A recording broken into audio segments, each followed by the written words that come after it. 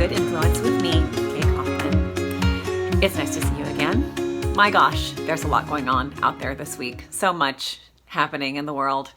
Honestly, sometimes it's really hard for me to stay focused on what I'm supposed to be talking about and not just want to talk about current events, but I'm not going to because we are in a self-care series, so I can't just throw it up and forget about it.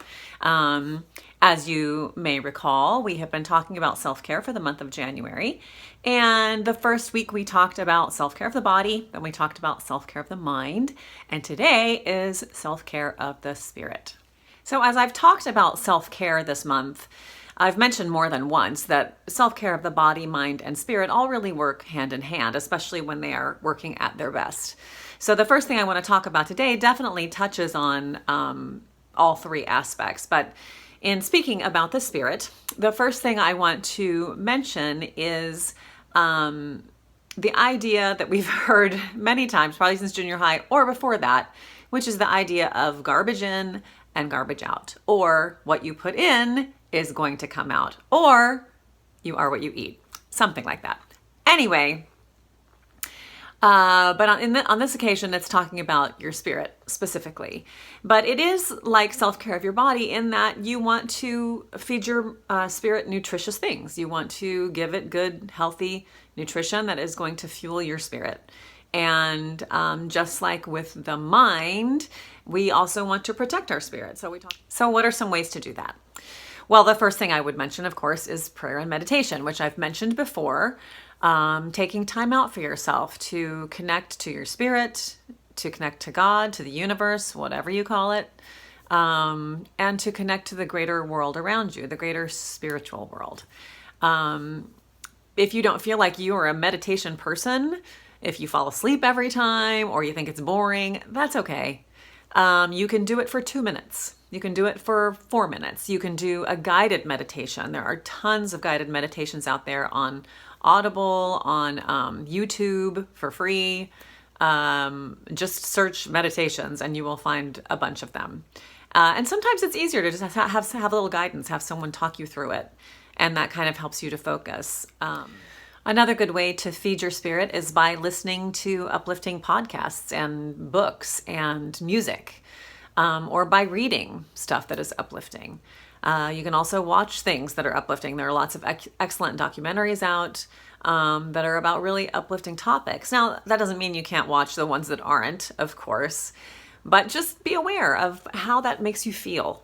And if it brings you down, then maybe watch something that's an antidote to what you just watched, or listen to something that's going to lift you up. And that leads me right into my next topic, which is mind training.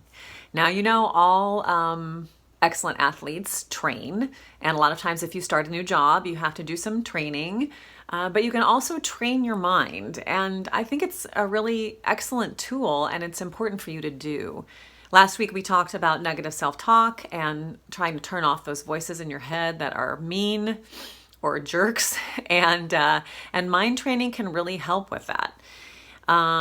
Again, one of the best ways to do it is just by listening to things that are going to be uplifting to you or motivational to you. Training your mind to think of good things instead of junky things. And again, with mind training, there are lots of YouTube videos, podcasts, and books that can help you with that.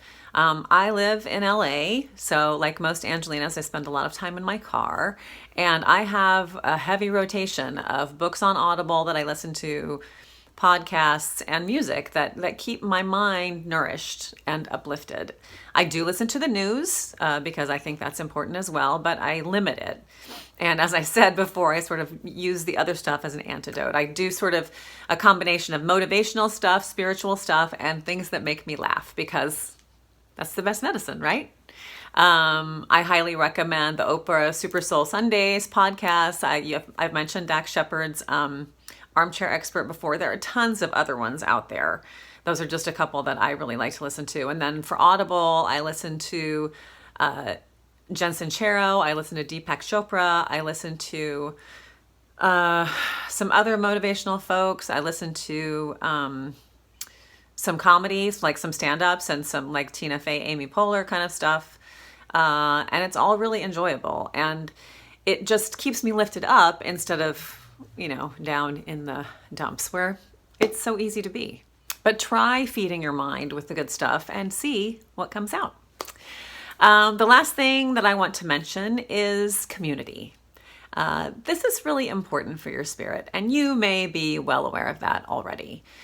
But whether it's your church or your gym or your workplace or your school, it's very, very important to have a community and have a sense of community.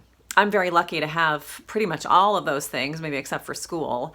And then I also have a group of mom friends. I have a group of like preschool parent friends from when my little boy was in preschool. We're still good friends and get together.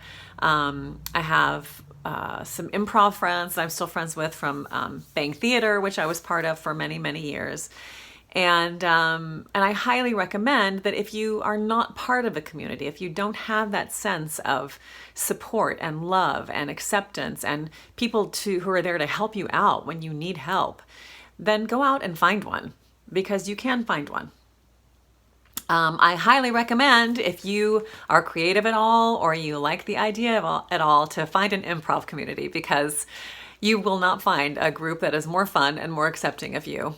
For many years, I was part of the Bang Theater community here in town before it closed, and I am still great friends with so many of those artists and writers and improvisers and good and funny people, and they have been a real gift to me. They were a gift to me and a refuge for many years when I was doing improv regularly, and I'm still really good friends with a lot of them. So that has been a real gift through the years. And that's what a community does for your spirit. It keeps you going through the good and bad. It supports you when you need it. It keeps you motivated when you don't feel like doing anything. It keeps you going. And so I highly recommend it. There's a book called Younger Next Year, which is basically about how you can reverse the effects of aging through diet and exercise. But also one of the things it mentions that is really important in reversing aging is maintaining your friendships and maintaining a sense of community. It really can help you stay younger. And honestly, you've probably figured it out by now, but that's what I'm trying to do here, is to create a sense of community. I really want us to have a place where we can get together and talk to each other about things that mean a lot to us as people who are interested in kindness and love and spreading sunshine and joy into people's lives. We are creating a community here. So I'm glad you're a part of it.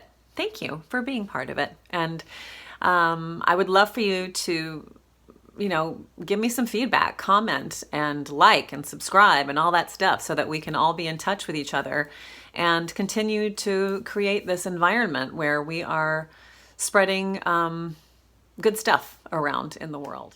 So that's my show for today.